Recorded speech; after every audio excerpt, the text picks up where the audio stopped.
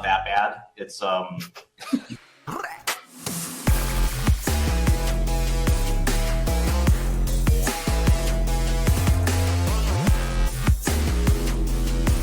views expressed by the hosts and guests in this podcast are solely their opinions and do not reflect the opinions of their respective employers. Guests and hosts may maintain positions in the assets discussed in this podcast. This podcast is for informational purposes only, and nothing in the podcast is intended to be financial, legal, or even life advice. All right, GM, welcome.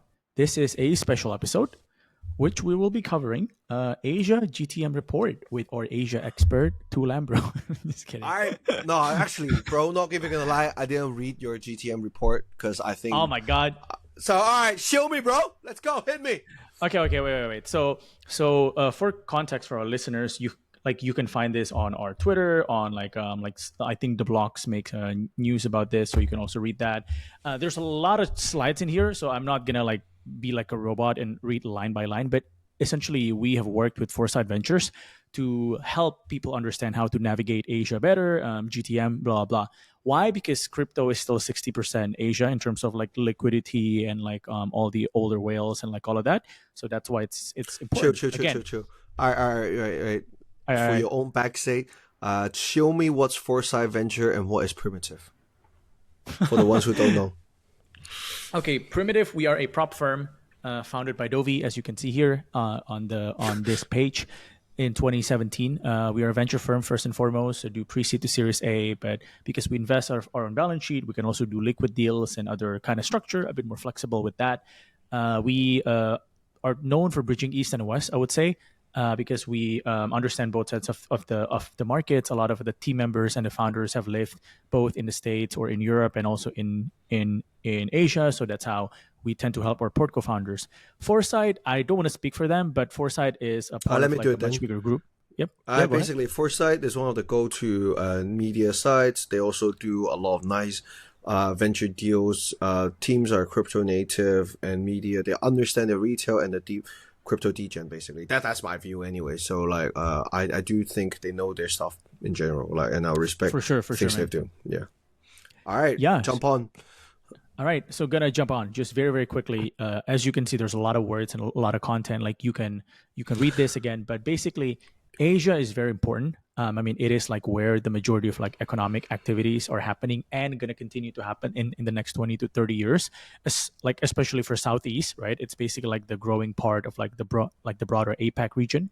And again, there's a lot of context here, better demographics in terms of age. Again, also I guess mostly Southeast for demographics, but in terms of younger age. But then the capital, the liquidity, the CX traffic, a lot of that still comes from China, South Korea, Hong Kong, Japan, and all of that. Airdrop farming and meme-based speculation. A lot of the trading infrastructure that you're seeing, all the Telegram bots, GMGN, a lot of those stuffs are also based in Asia, and a lot of the the actual on-chain volume that you see, somebody might have one, again, whether you like it or not, they contribute to a lot of crypto on-chain activities. So you would see a farming group with thousands of wallets and all of that, and then also even just from the developer side. As crypto gets more mature, Asian developers typically excel at faster execution, rapid iteration, and building consumer-facing dApps. It's less about super hardcore tech, but very, very good at consumer app. He's my degen translator. Basically, Asians are apes. We are quick. We are fast. We buy things. We like to do things to get free money. On top of that, we like to perk, centralized exchange. We buy, we try, and we make money. And we make money. I gotta show this. Wait, I gotta show this. Actually, never mind. We're gonna skip that part. Okay, but okay. So we are not covering South Asia because they're also very, very big, like India and all of the other South Asian countries. So that will be in the V2 of the report. We've actually had a lot of Indian head of growth friends and all of that have reached out that want to help with V2. So if you're one of those, feel free to ping me. But again, I'm gonna skip the country by country, man. I actually want to get your take on one of the summary. So if you're looking at my screen right now, we have 2-3 slides per country. But I think what's more interesting is seeing the different kind of countries that we are covering here, and their different high level understanding of what kind of roles that they play in crypto, basically. How about this? You read it out. I tell you how much I agree in my comments, one by one. Yes, let's go. So China, I mean, I think it's obvious it's the biggest economy in Asia. Very like OG crypto crowd, a lot of miners, a lot of like hidden whales, a lot of OG whales, a lot of founders too are like international Chinese background, right? So again, it's one of the most important markets for TVL acquisitions and all of that. Comments? Agree. I think China is one of the most diverse market. They have the most. I think they have a lot of whales. They have a lot of like small people. They have a lot of airdrop as well. They have a lot of perk traders. It's a dynamic market where, because of the language barrier, it's interesting. I It's would interesting, say, yeah. yeah. I don't know how to comment on that. It's too big. I can't summarize in a few lines. Korea, they punch above their weight for sure. I would say. Well, just to be 100%. specific, South Korea. South Korea. We're not talking about the North Korean hackers here. We're No, talking about I can summarize for North Korea. They hack. okay. So South Korea punch above their weight a lot because I think they also have like I don't know why, but like insane gambling culture in terms of like the younger population. They just really like to like speculate, even from like the gacha games and like all of that. And you can see that the Korean exchanges are the only competitors to like the big three, like Binance, OKX, Bybit, are the Korean exchanges. Even though they can only serve the Korean markets, they can compete. That is insane if you think if you think about it. So yeah, comments. Yeah, 100%. Let me show you the degeneracy they have. If you are familiar with the real estate market, you don't even Hmm? have to pay down payments. Huh? That's crazy. Like you can use Oh your yeah, I down have heard payment about from this. other people's rent, or on the rent base that on you're gonna get. That's how degenerate you are. It's called Zero capital cost leverage. efficiency. Yeah, sure, bro. Sure, bro. Sure, bro. Efficiency, Okay, efficiency. Yeah, so Japan is interesting because I mean it is like one of the biggest capital markets, like traditional finance capital markets. But I feel like in crypto they've been like somewhat okay. Like they're not bad, but also not that good. I mean, like Kaya is one of the recent ones that's like more interesting, like combination between Korea and Japan. But everything else, it's mostly been like centralized, localized. They've had like some pretty interesting rules. I remember last year reading that in Japan you can launch token as like basically like almost like startup equity. Like you can legally do that. So like I don't know why we don't see a lot more of the they startup have a lot of small environment, but project that actually. yeah. They have a lot of like a few 20 or 30 mil ish projects that are local that doesn't come out Mm, basically mm, that you will not notice. But as an outsider, it's hard to trade, and they actually trade a lot of XRP. Believe it or not, huh. it's pretty Interesting. the adoption is interestingly weird in my opinion. But yeah, Got I it. think there's high opportunity because the FOMO is Yep. getting there as well.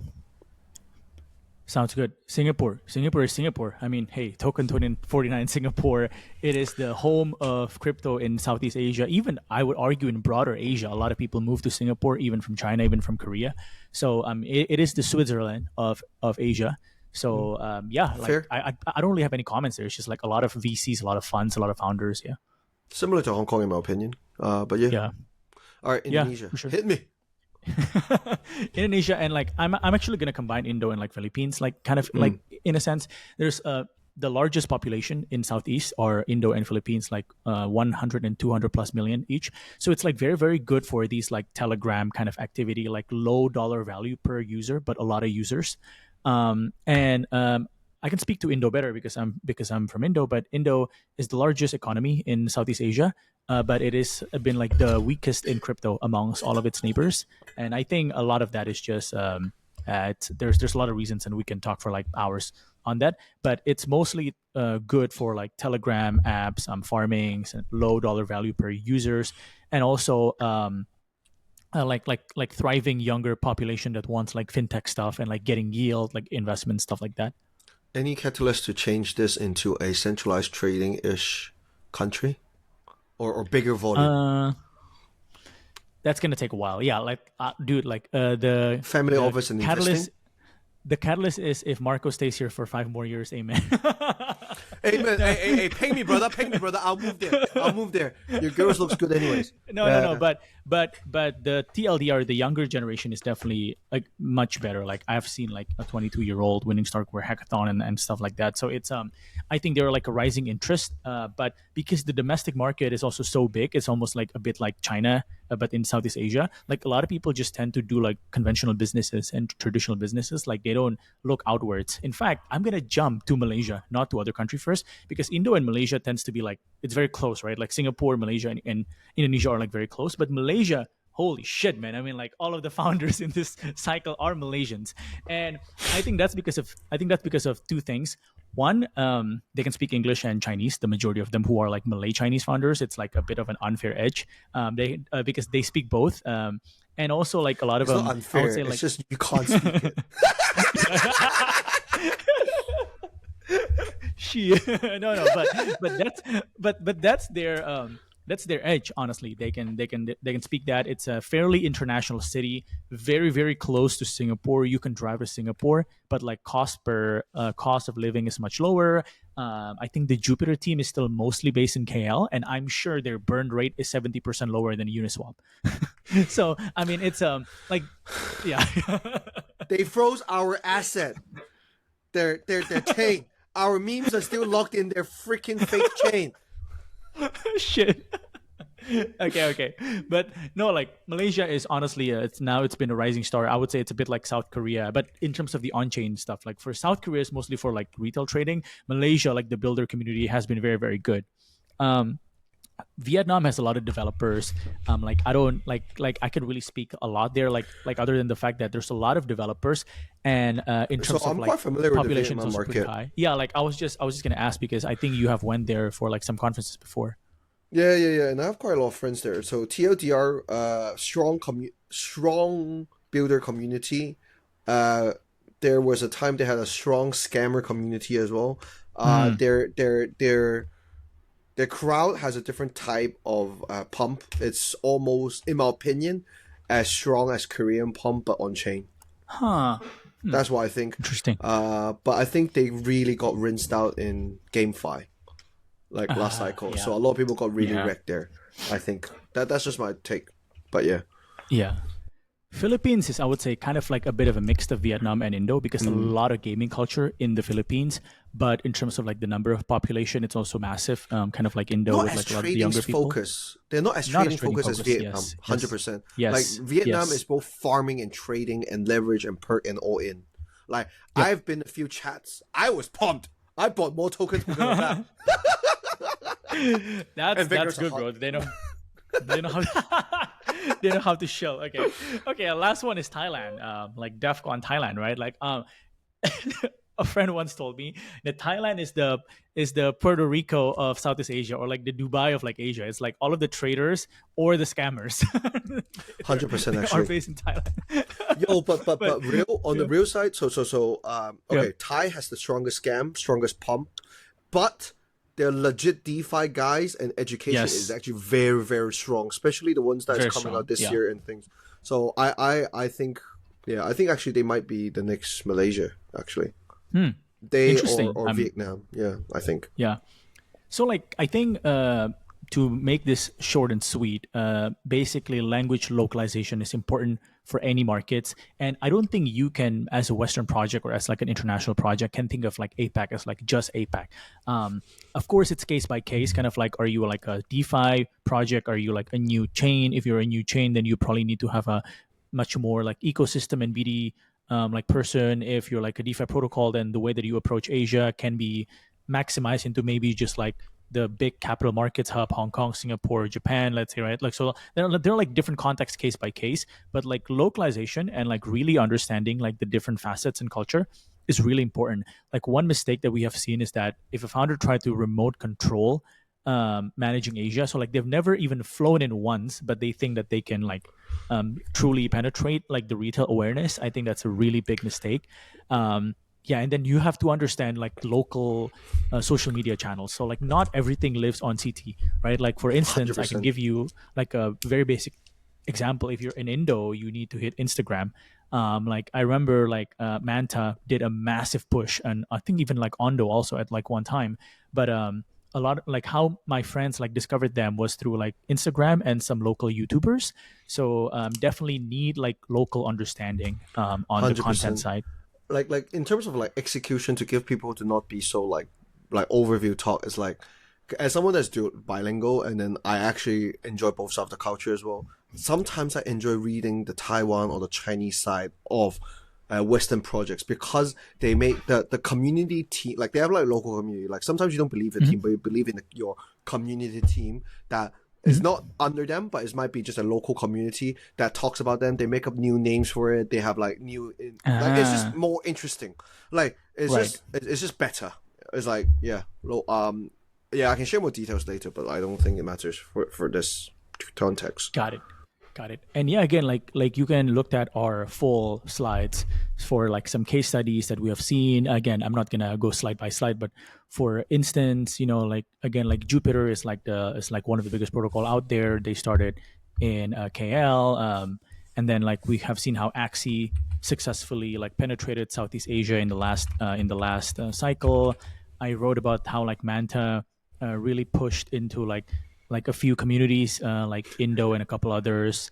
Yeah, so it's like you have to really understand that eventually. One thing that I can remind people here is that you need to win your own vertical first before marketing to Asia, because Asian retail, especially like let's say we are talking about retail crowd, right? Yeah, they really looked at credentials. So like if like you're not really backed by like the proper either investors or like the proper partnerships, the proper like credential in the West, you will have a harder time for sure.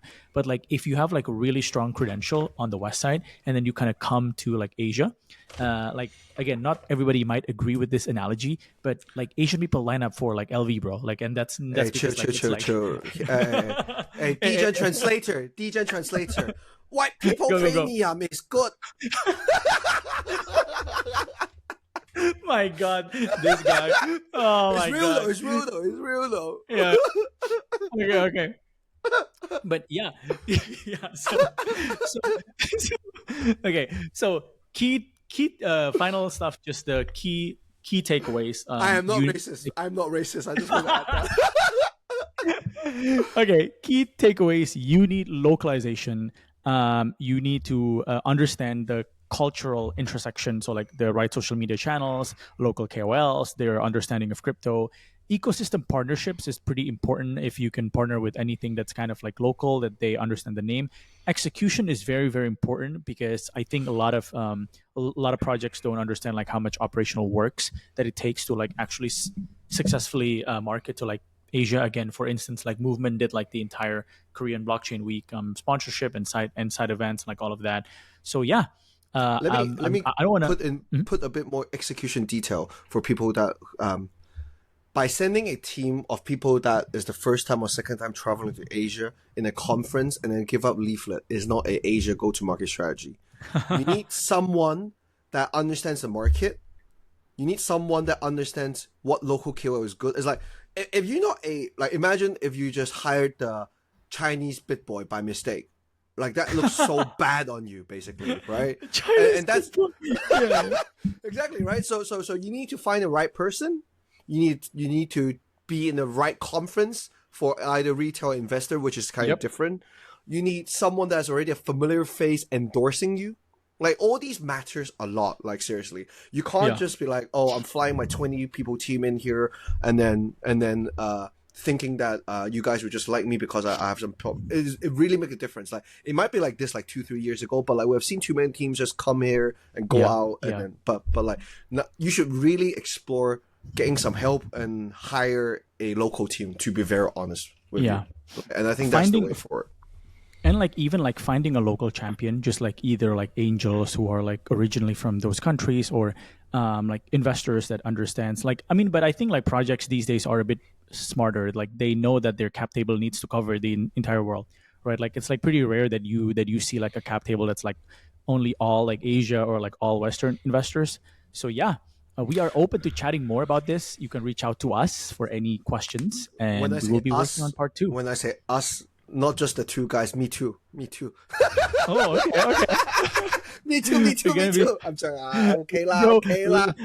Lambert advisory services. Okay. Elaborate No, anything, but like, man. But yeah. all right. I hope you guys enjoy that quick rundown. Again, there's a lot of stuff there, so please open the full report, digest it, and reach out to us. Cheers.